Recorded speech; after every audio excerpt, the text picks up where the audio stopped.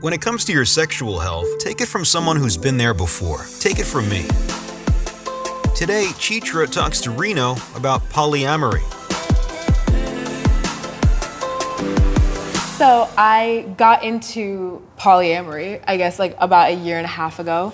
I had just gotten out of a really toxic relationship. My first adult relationship was super emotionally abusive, very manipulative, but... How long did that last?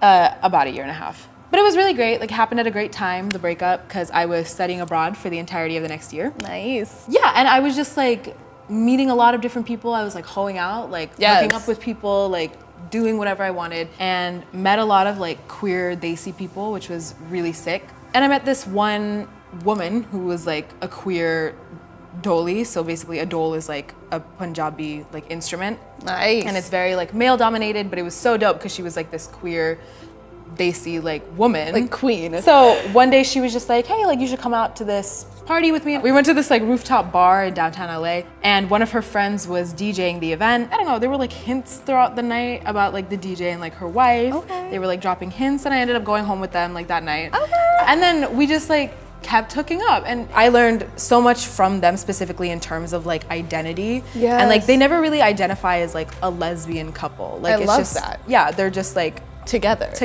It was so nice because for the longest time I always thought that you needed like a specific name or something Right. to be. I mean, and that's also the box that we're in today is like if you don't have definitions slathered all over you in terms of like I am A, B, C, X, Y, Z, people don't know what to do with you. I also am a firm believer in the fact that intimacy goes way beyond physical affection, way beyond kissing and sex and touch. Like there's intellectual intimacy, there's emotional intimacy. I have really intimate relationships with some people I've never had a full-on in-depth conversation with about, for example, our political views. And yet I feel so deeply connected to them either on an artistic level, a spiritual level, or just like, you're fucking fine. I like being around you, your energy feels good. And I feel if I were to limit myself in those relationships, or say that I do want to physically show my affection and have sex with someone that I feel intellectually connected to, emotionally connected to, but I don't want a full-on relationship with them, because that's not the purpose that it serves, right, for either of us.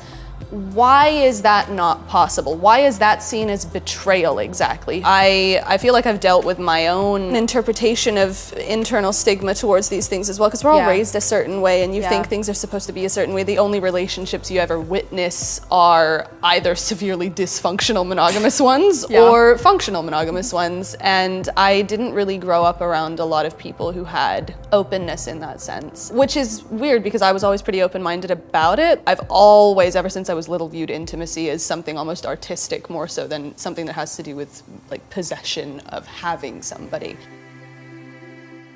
For the longest time I was like, oh yeah, like monogamy, this, that, but like, you know, jealousy is never a nice feeling. Like I never want to feel jealous, but it's also just like if your partner like wants to experience things with other people, like why not join them? Yes, or even just like why not let them do it themselves and like just know that you have that mutual trust and understanding where it wouldn't be an issue. Exactly. I mean, I feel like jealousy is such a construct of insecurity in the mind, and the structures in which we have been forced to conform to in society as well. It's like, because monogamy is so normalized and polyamory is seen as this display of you're not enough, rather than being like, no, I am more than enough, which is exactly why I need to share it. I wish you would share it as well. Like, I want you to embrace things about yourself that you're not gonna get through me. And if you're trying to do that, then what are you limiting for yourself? I mean, the fuller your cup is, the more love you give, the more love you receive. And the more love you receive, the more love you have to give. So why do we limit ourselves in these severely limiting constructs, essentially? Going back to like what you said about healthy communication, the couple that I was involved with, like they would talk to each other about like literally run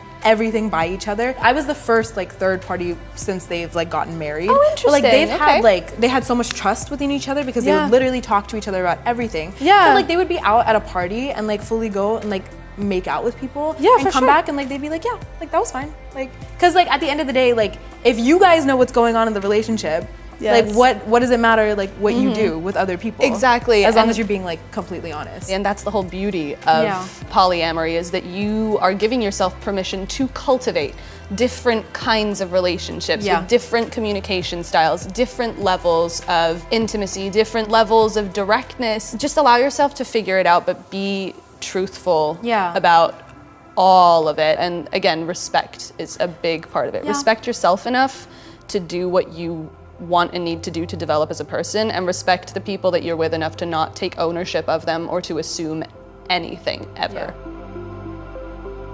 I don't like the terminology or boyfriend or girlfriend. I think partner is a nice term for someone that you're committed to over like a longer course of time. Like I definitely have a guy that I've been seeing for longer than I've been seeing other people, and we had a monogamous relationship for a long time. I needed to embrace myself. Like we got together after I came out of an abusive relationship. There was a lot of healing that we were both doing. I mean, he had been in situations where his former girlfriends had cheated on him, and so it's like also then understanding what one would define as cheating and betrayal. And so then coming into a healthy monogamous relationship and being able to do that level of healing with one another about our previous relationships also allowed me to open up to who I was before I was abused, which was a very open-minded person who did believe in free love, if we're throwing around the 60s term, and who believes in intimacy on so many different levels. And I don't believe there's a limit to the love and the care and intimacy that you can have with people in any way, shape, or form. For more trusted sources on the topics that matter to you,